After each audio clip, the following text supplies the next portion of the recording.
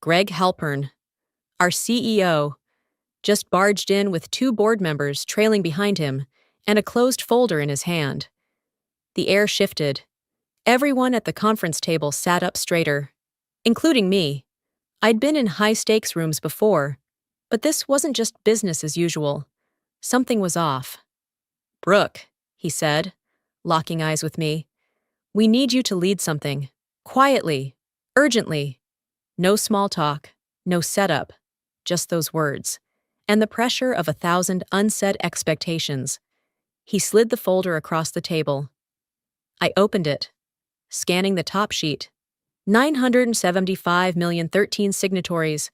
International vaccine transport infrastructure. I barely exhaled. Greg continued. "This isn't just another deal. This is a geopolitical chess match with legal landmines. You'll coordinate across 3 governments and 5 corporate entities, including 2 who don't trust each other." He paused, then added softly, "If you can pull this off, Brooke, we'll finally get you where you belong. Executive team, officially." There it was. The hook. The promise. But beneath the surface, I felt a crack in the ground, small, quiet, but widening, because something wasn't right. This kind of deal would normally fall to one of the VPs, not someone like me who spent the past decade working behind the curtain. And where was Mason Patel, our head of international strategy? This was his turf. After the meeting, I searched the internal directory. Mason's profile was gone. No out-of-office alert. No farewell email. Just gone. I checked the project records. The shared folder for Global Contract 9275A had a creation date of 4 days ago, but 0 access logs before today. Nothing from Mason, nothing from legal, as if it had been wiped clean and rebooted under my name.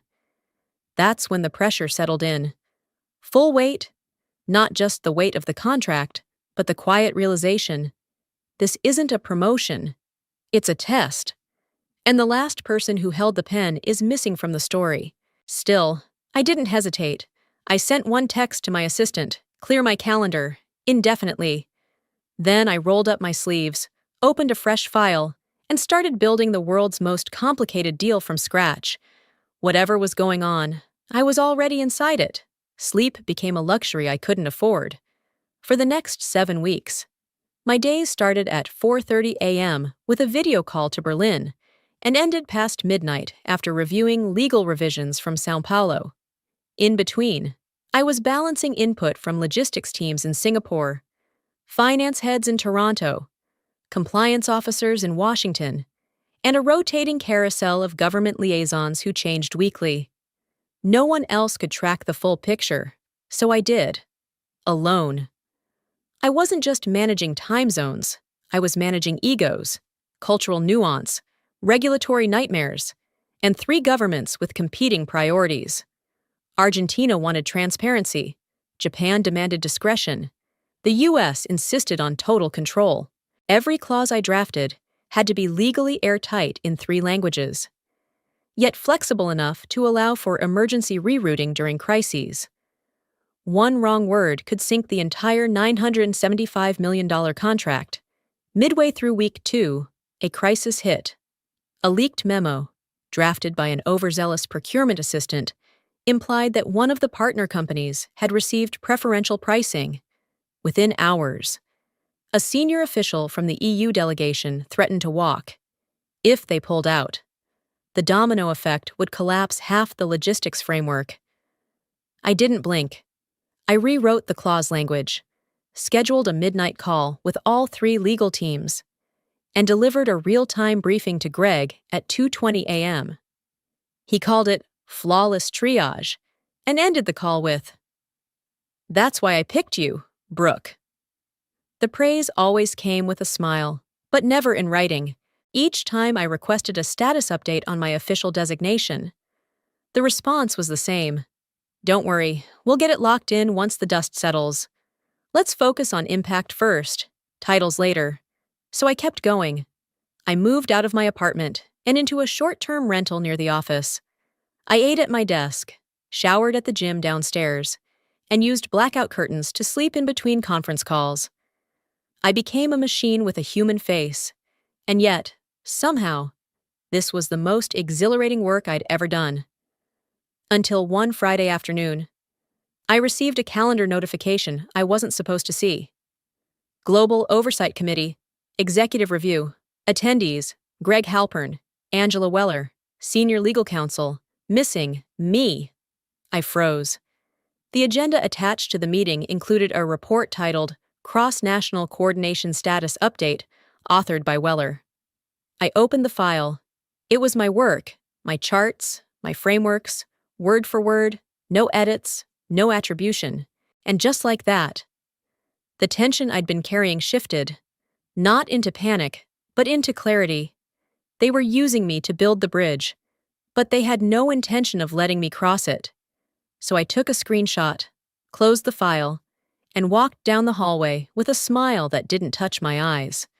They still thought I was on their team. I hadn't decided yet. I should have felt proud. After 2 brutal months of backbreaking work, the contract was finalized, signed, and sealed.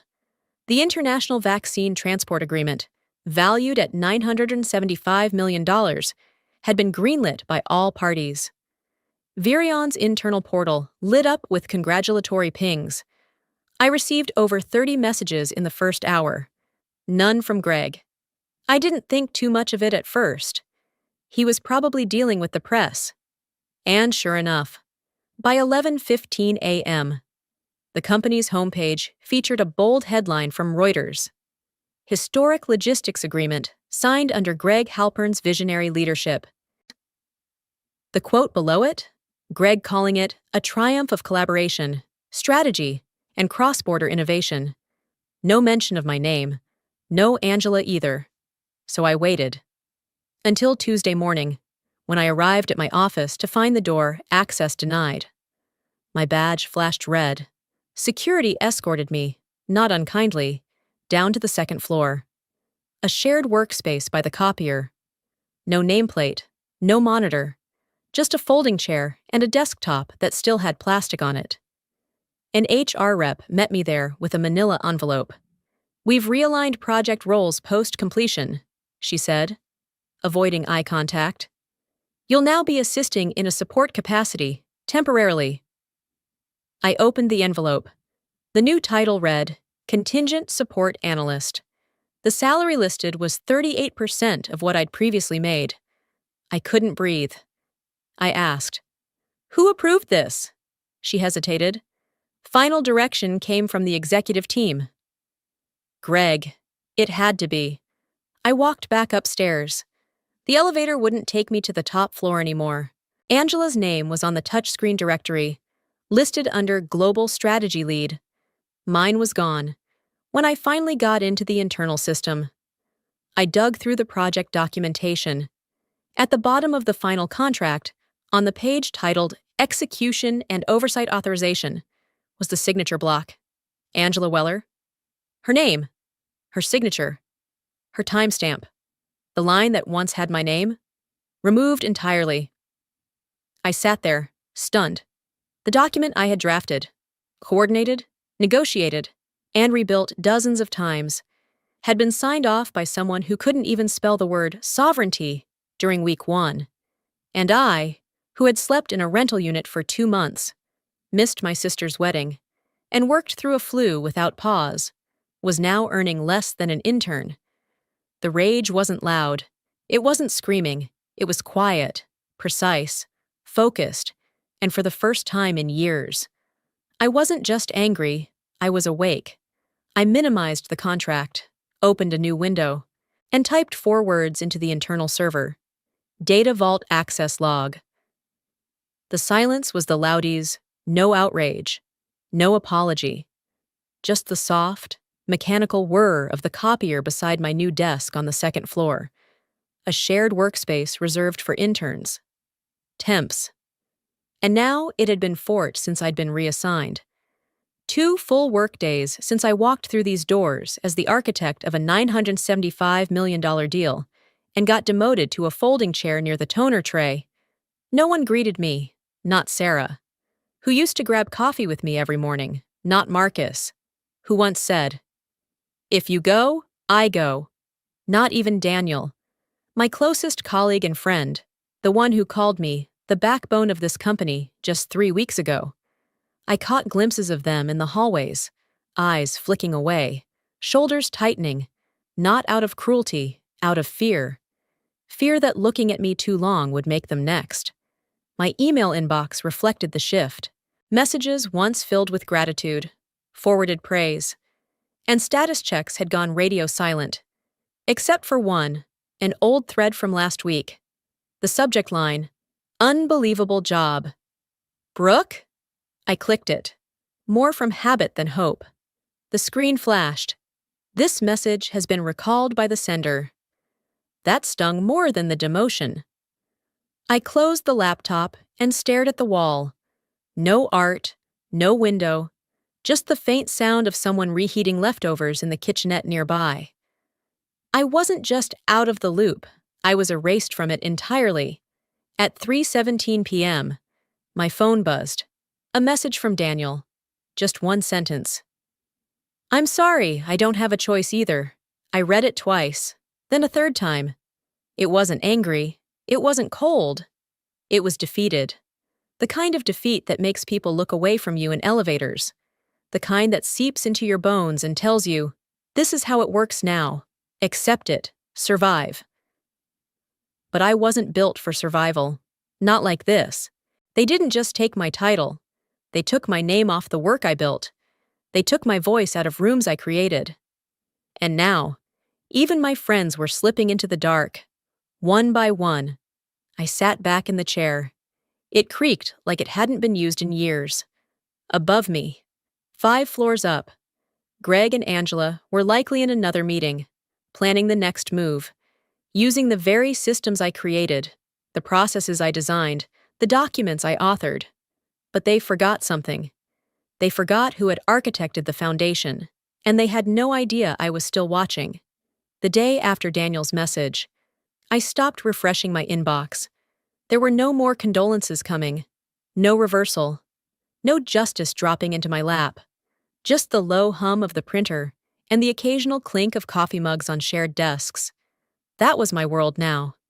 But somewhere between the silence and the shame, a different energy began to stir inside me.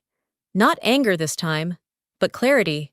I opened my laptop and pulled up the internal architecture interface. Not the flashy dashboards or the polished front ends. The real skeleton of our system, the raw back end where the code still bore my signature structure. I hadn't touched it in weeks. Even now, it felt like muscle memory, a maze I built with my own hands. I typed in a series of commands. The screen hesitated for a moment, then opened. Vault access, authorized primary key holder, B. Carter system log, 0, failed attempts. I leaned back slowly, watching the vault unfold, layer by layer. All the encrypted routing logic, the custom override protocols, the embedded flags for diplomatic prioritization. Every inch of the engine that made the $975 million deal function. And there it was. The truth. The company had only uploaded surface-level copies to the central server. The real, legally binding data, the master code that validated the system to external partners, existed only in this vault, only in the version I built. And I was still the only one with full access. Angela might have signed the contract. Greg might have claimed the glory. But without this core dataset, the deal was just paperwork. No enforceable infrastructure, no executable deliverables, just a shell. I sat there for a long time, not moving, not breathing, for the first time in days. The fog lifted. They'd taken my title, my office, even my dignity, but they'd forgotten the most important thing. I wasn't just the architect. I was the last person who knew how it all truly worked. Just then, a notification blinked on my screen. 1. New message. From unknown at norply.net, subject. They think you've forgotten who you are. I froze. There was no signature, no attachments, Just that one chilling sentence. But it was enough. Because in that moment, something inside me reconnected, like plugging power back into a machine long idle. No rage, no panic, just direction. They thought I was broken, beaten. They thought I was done. But what they didn't know, what they couldn't know, was that I still held the key. And I just remembered where I left the door. Once I knew I still had the key, I stopped waiting for redemption. I didn't storm into HR. I didn't confront Greg or Angela. I didn't try to reclaim my office or my title. I did something far more dangerous. I paid attention. Every day, I showed up at 8:15 a.m., logged into my stripped-down terminal near the copier, and quietly accessed the internal changelogs through a legacy admin tool no one remembered to revoke. It wasn't flashy, but it gave me visibility. Just enough. Angela was making changes. Sloppy ones. In an effort to streamline deliverables for the international partners.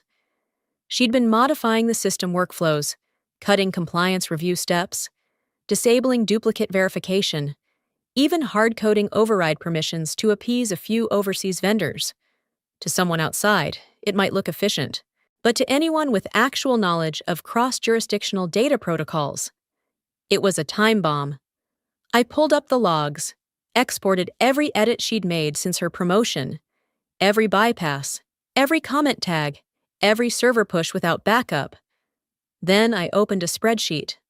I logged each change by timestamp, matched it with version control history, noted where it contradicted the agreed-upon structures in the signed framework. A picture began to emerge, not just of negligence, but of systematic risk escalation. She wasn't optimizing, she was gambling, and she didn't even realize it. Most damning of all. Her changes were unreviewed. Not one entry had been audited by internal compliance or verified by legal. That meant either she'd disabled review alerts, or someone had quietly instructed the oversight team to look away. By the end of the week, I had enough evidence to raise alarms, but I wasn't ready yet. I needed more. I needed a backup, someone on the inside, or close enough to know the system still bled. That backup came in the form of an unexpected message, an encrypted email, no subject. Sender, Ly Darwin at oldcode.dev, a name I hadn't seen in 3 years. Darwin Lee, a former systems architect, brilliant, principled, and one of the original builders of Virion's early infrastructure before he left for a better offer. The message was brief. Don't know if you're still watching, but here's the internal error log from week 2. Shouldn't exist, shouldn't have been ignored. Good luck. Attached was a file. I opened it, heart pounding, and there it was, proof that our data system had been throwing silent errors for weeks. Alerts had been disabled. Review flags had been cleared without traceable logins. They weren't just cutting corners. They were burying problems, hoping no one smart enough was left to notice. But I was still here, still watching. And now I wasn't just building a case. I was building a trap. By Friday, everything was in place. The logs were backed up. The errors were archived. Angela's reckless modifications were mapped down to the keystroke. I had built a digital paper trail that told the real story, one they thought would never be written. But I didn't bring it to legal. I didn't send a single email. I waited. At 7:15 p.m., long after the rest of the building had cleared out. I stayed behind, just as I had for weeks. No one noticed anymore. I was invisible now, a fixture beside the copier. And invisibility, it turns out, is the perfect disguise. I carried a plain black USB key in my coat pocket. Not marked, not labeled. It held a custom decryption module, something I wrote years ago during a deep system overhaul. It bypassed Virion's main authentication protocol and granted direct root access to the data vault. No one knew it existed. No one ever asked, with the lights dimmed and the hum of the cleaning crew 2 floors below. I slipped into the terminal and typed in my old admin commands. The screen blinked. Vault access. Granted primary keyholder. B. Carter. I exhaled once, slow and steady. Then I got to work. First, I ran a full confirmation scan of the master data framework. Every routing rule, every cross-national contract protocol, every compliance signature, all accounted for, still intact, and still uniquely traceable to me. There were no duplicates, no official backups. What Angela and Greg had been working with were incomplete clones, fragments incapable of passing international audit standards. They'd deleted my name from the contracts, but they'd left my DNA in the foundation. Now it was time to reclaim it. I initiated the purge command, line by line, block by block. The system began overwriting the core, not destroying it recklessly, but dismantling it methodically. Clean, untraceable, legally irreversible. I encrypted a verified original and saved it to the USB key. Then I loaded in one final script, a lockout sequence embedded with a custom hash. It was a code I wrote 6 years ago. Never shared, never logged. Only I knew it existed, and only I could remove it. I executed the lock. Vault sealed. System integrity invalid. Master dataset no longer legally certifiable. I leaned back in my chair. No alarms went off. No red lights flashed. But everything they thought they owned was gone. I slipped the USB back into my pocket, logged out, closed the terminal, and walked out of the building with the same silent dignity I used to walk in. They wouldn't realize what had happened until Monday. And by then, it would be far too late. Monday arrived like any other. Until it didn't. At 8:03 a.m., the first internal alert chimed quietly across the system. Then another, and another. One by one. The partner portals began throwing errors. Custom clearance logic failed. Emergency override protocols returned null values. Routing frameworks misfired across 3 continents. By 9:30, my inbox, dead for weeks, started to buzz.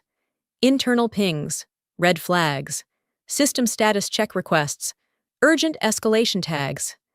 But I didn't open them. I didn't need to. I already knew what they were seeing. The vault was empty. At 10:15 a.m., a flurry of executive emails hit the main channel. Terms were being challenged. External partners were demanding clarification. Key compliance documents couldn't be found because they didn't exist anymore. Not in the form required by law. What remained were scraps, incomplete templates, copies that had no legal standing. By 11:47 a.m., the call came in from the Department of Global Trade and Infrastructure. They were formally requesting a full audit of the original infrastructure files, the certified master version. They gave Virion 48 hours to produce it, or risk breach of contract with every international signatory. And that's when the panic hit. Greg tried to spin. He blamed the DevOps team. Then IT. Then a supposed server migration error. Angela remained silent. But I knew exactly when it cracked for her. Right around 1:08 p.m. When her name began trending in niche industry news outlets, paired with terms like data loss, fraudulent oversight, and operational collapse.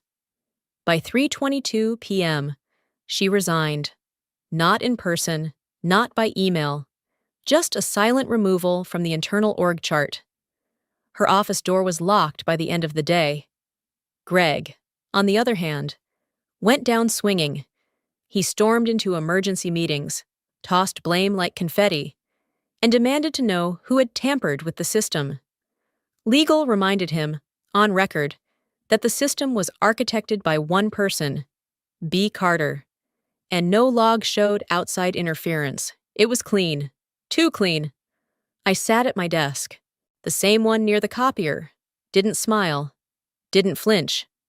I watched the company unravel quietly, like a thread pulled too long without resistance. And then, at 5:06 p.m., a new message landed in my inbox. From elna.park@truthledger.org, subject, I think you were the architect of what just happened. I want to hear your story. I read it once, slowly, then deleted it. Not because I wasn't tempted, but because the story wasn't over yet. Let the world wonder. Let Greg spiral. Let Angela disappear. I hadn't said a single word. And somehow, that silence was the loudest sound of all. The call came at 9:42 a.m., sharp and surgical. Brooke? Greg's voice snapped through the line, tight, controlled, but shaking beneath the surface. Legal's reviewing your system access. You've violated multiple clauses. If what you did to the vault is confirmed, we'll have no choice but to pursue legal action. You've destroyed company property, possibly intellectual theft. I'm warning you now, cooperate. I didn't answer, not because I didn't have words, but because I didn't trust my tone not to tremble. I sat at my desk, phone pressed to my ear, eyes locked on the dull gray wall in front of me. My hands were steady, but inside, a war was raging. A part of me wanted to fight back immediately, burn him with truth, tear down the lies. But another part paused. Was he right? Had I gone too far? I hadn't just walked away. I had taken something vital, something they couldn't replicate, and locked it behind a wall no one could open. I hadn't destroyed it, but I hadn't handed it over either. Was that sabotage? Was that justice? For a moment, my breath hitched, not because I doubted what they did to me, but because I wondered whether my silence had turned me into the villain of someone else's story. I didn't want to be Greg. I didn't want to manipulate people from behind closed doors. I wanted to stand for something better. But what did better mean in a world where people like me were erased? Before I could decide, my phone buzzed again. Unknown caller, government affairs. I hesitated, then answered. A calm, professional voice greeted me. Ms. Carter, this is Nathan Choi from the Department of International Oversight.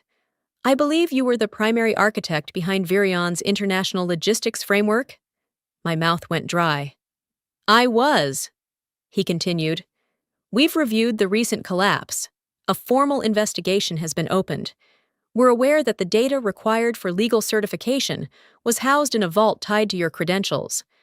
I'm calling to ask, if you still possess the original data set, would you be willing to provide it? I said nothing. Then, he added, slowly, if you do, and if it matches the execution records you authored, we will testify to your leadership in the project. You'll be documented as the original systems author and technical lead. We'll make that official. Something shifted in me. Recognition, validation, not as revenge, but as restoration. It was tempting, so deeply tempting.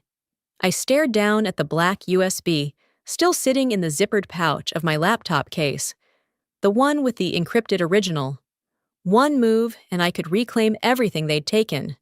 But before I could respond, another message lit up my screen. Secure file received. Subject, you'll want to hear this. It was from a whistleblower account. Encrypted. I clicked it open, and the audio began to play. Greg's voice, crystal clear. From a closed-door board meeting 2 months ago. Brooke, she's too good to cut out completely, but we can't let her be the face of this. Not if we want control. Swap her name before final signature. Just make sure she doesn't see it until it's done. I sat back in my chair, spine rigid. There it was, the confirmation I never expected to get. And suddenly, the cliff I'd been standing on was no longer a ledge. It was leverage. I never returned Greg's call. Not when the stock dropped 38% overnight. Not when government contracts were revoked. Not when media outlets started running headlines like, the 975 Mayors collapse no one saw coming. CEO Greg Halpern resigns amid data scandal. They begged for a statement. Journalists flooded my inbox. A few even showed up at my apartment building. But I never said a word. No lawsuits, no press conferences, no social media callouts. Instead, I typed one sentence, short Quiet and absolute. You erased me. So I erased what made you powerful. I sent it from an encrypted account to Greg's executive inbox, bounced back 5 minutes later. The account had already been deactivated. Fitting. For the first time in months. My days had no alarms, no missed calls, no hallway stares, just quiet mornings, coffee that stayed hot, and walks without checking who was behind me. Virion unraveled like a house built on wet sand. Their partners walked, their leadership scattered, the board resigned, and within 6 months, the company that once called itself the backbone of global movement was sold off in pieces. I watched all of it from a distance, not out of malice, but because it no longer had power over me. What did have power was what I built next. 12 months later, I launched Carter Systems. No press tour, no grand reveal. Just a quiet announcement to a select group of people who remembered what I did. Even when the cameras didn't.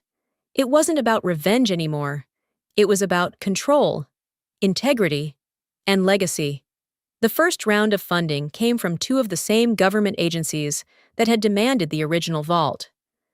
They remembered who'd really saved the deal when the data vanished and the truth surfaced. I didn't rebuild what Virion destroyed. I created something better, on my terms. And then one day, deep in the fine print of an asset recovery ledger, I saw it. B. Carter Enterprises, listed as the final acquirer of Virion's remaining tech archives. The company that erased me now sat inside my archive room, labeled, boxed, and powerless. I didn't smile, but I did exhale, not out of satisfaction, out of release. Some people think revenge is about fire and fury, but the most devastating kind is this: silence, structure, and the strength to let it speak louder than anything they ever said about you. If this story moved you, even just a little, don't let it end here. Hit like if you've ever been underestimated. Comment below if you've seen quiet strength win over empty power. Share this with someone who needs to remember what they're capable of. And if you want more true-to-life stories about justice, survival, and silent victories, don't forget to subscribe, because sometimes the people they silence are the ones writing the ending.